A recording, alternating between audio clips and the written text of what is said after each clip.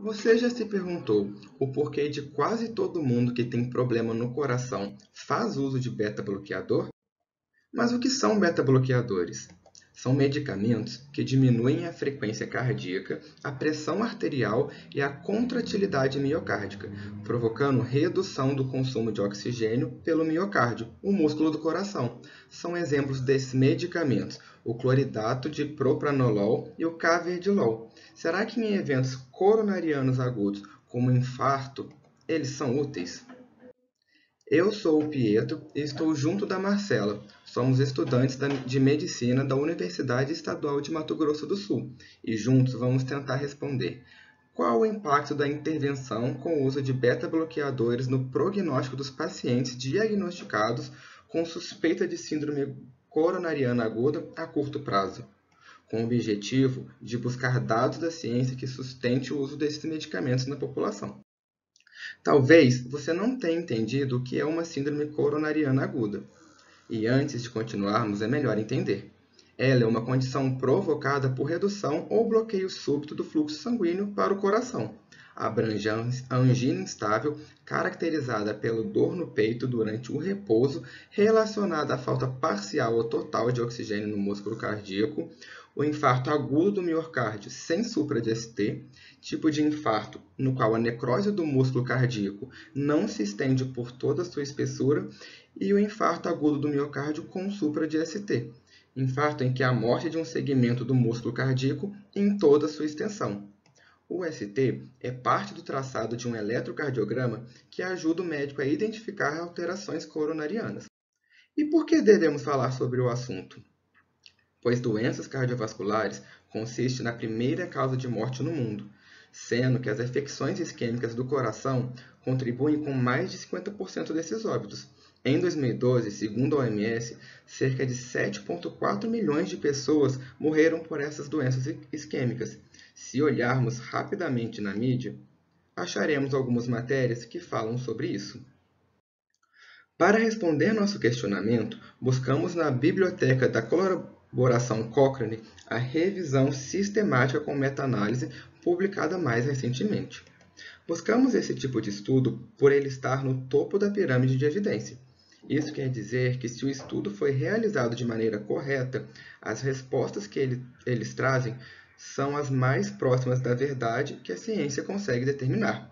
A revisão sistemática é um tipo de estudo em que são selecionados diversos outros estudos sobre o mesmo tema, e estes são comparados entre si.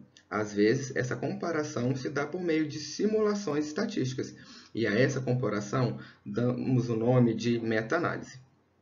Antes de selecionar os estudos, os pesquisadores formularam um PICO, acrônimo que auxilia na construção de uma pergunta de pesquisa e na busca de evidências, em que P indica qual a população, I a intervenção, C o procedimento padrão e O o desfecho.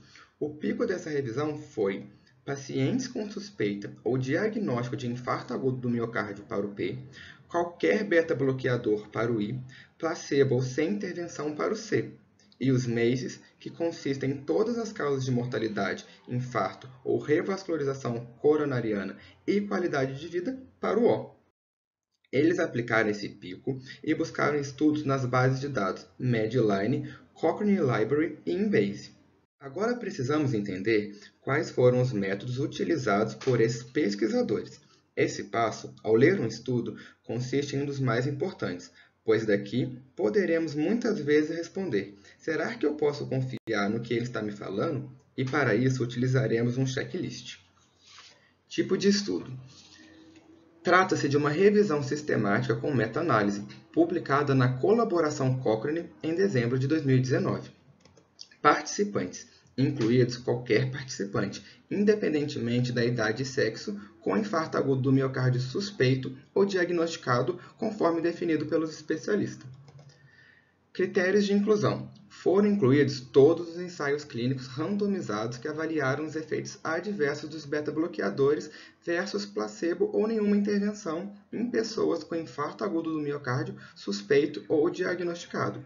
Os ensaios foram incluídos independentemente do seu desenho, configuração, ocultação, status de publicação, ano da publicação e idioma.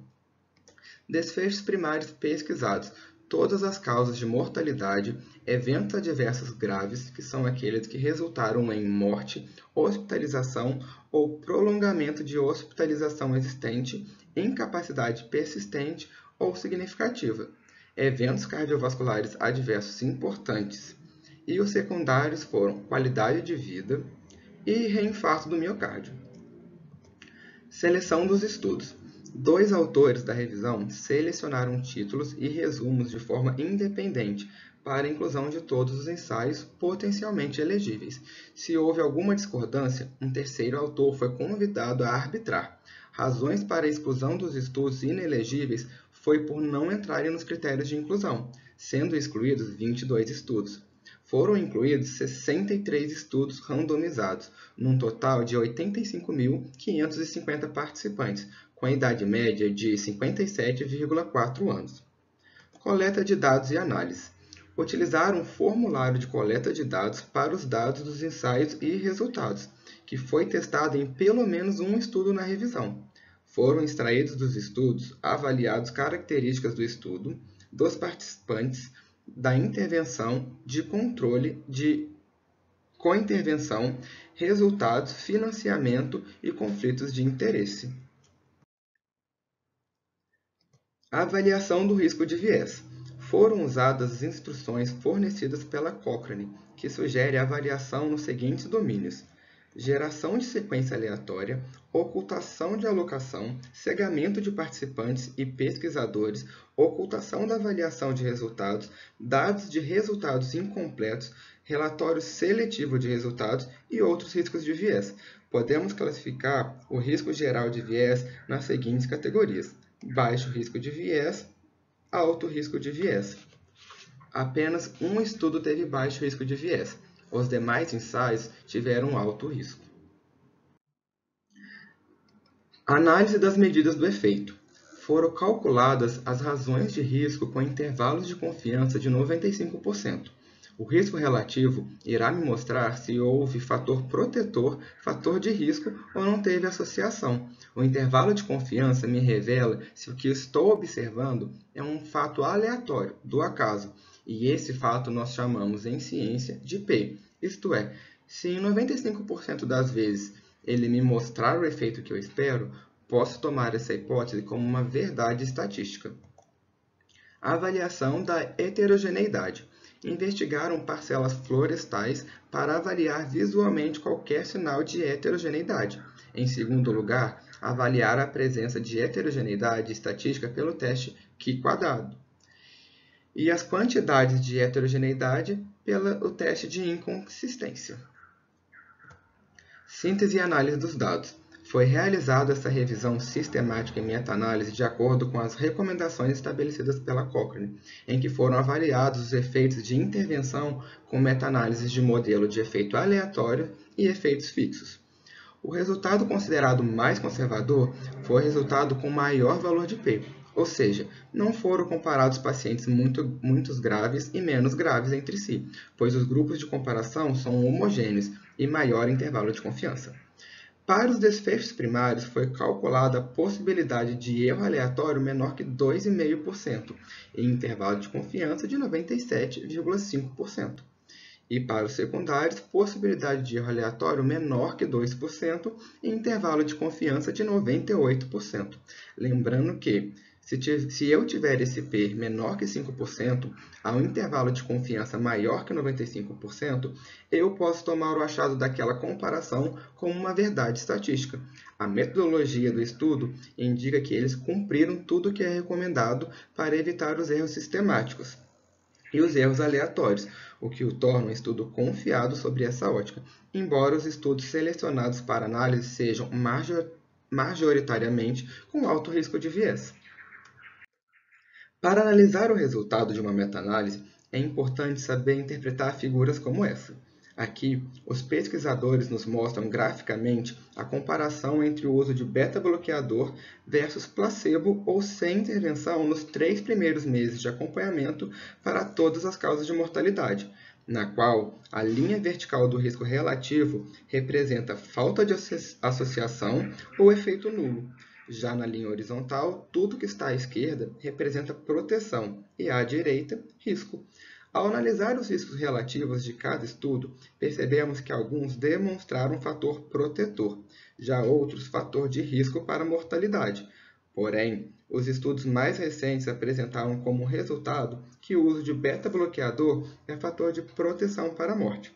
A extensão da linha horizontal indica o seu intervalo de confiança, isto é, a verdade está contida dentro desse intervalo. É importante que vocês percebam que quase em todos os estudos a linha horizontal cruza a vertical. Quando isso ocorre, entendemos que, nos estudos clínicos analisados, a verdade pode ser proteção sem associação ou risco. E nesse momento devemos nos questionar: será que podemos confiar em estudos que têm 3 possibilidades de resultado? Contudo, ao ver o resultado total da meta-análise, é possível perceber que o risco relativo foi de 0,93, o que me diz que o uso de beta-bloqueador diminui as chances de mortalidade de um paciente em 7%, e seu intervalo de confiança foi de 0,89 e 0,98. Ou seja, a verdade é que o beta-bloqueador diminui mortalidade entre 11% a 2% nos pacientes. Ambos são resultados estatisticamente favoráveis para o uso do medicamento. Mas, ao pensar na relação custo-benefício, será que devemos usá-lo? Para avaliar a qualidade dessa evidência, foi utilizado o GRADE, que significa Classificação de Avaliação e Desenvolvimento de Recomendações. Nesse método, a qualidade da evidência é analisada por desfecho e classificada em 4 níveis: alta, moderada, baixa ou muito baixa. Nos diz o quanto podemos confiar nos resultados apresentados.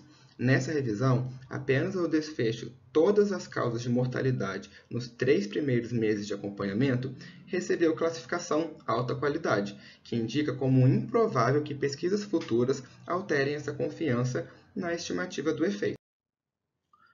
O resultado estatístico comprova que o uso de beta-bloqueadores reduz o risco de morte. No entanto, esse resultado pode estar superestimado pelo alto risco de viés dos estudos analisados, podendo ter o beta-bloqueador pouco ou nenhum efeito sobre a mortalidade. As diretrizes mais atuais da Sociedade Brasileira de Cardiologia para o tratamento de síndrome coronariana aguda apontam que, na ausência de contraindicações, essa classe deve ser indicada após a admissão do paciente e possui evidência científica para essa recomendação. O ideal seria a realização de estudos clínicos com maior rigor metodológico, para termos maior certeza do benefício da droga. Essas foram nossas referências e obrigado por assistir.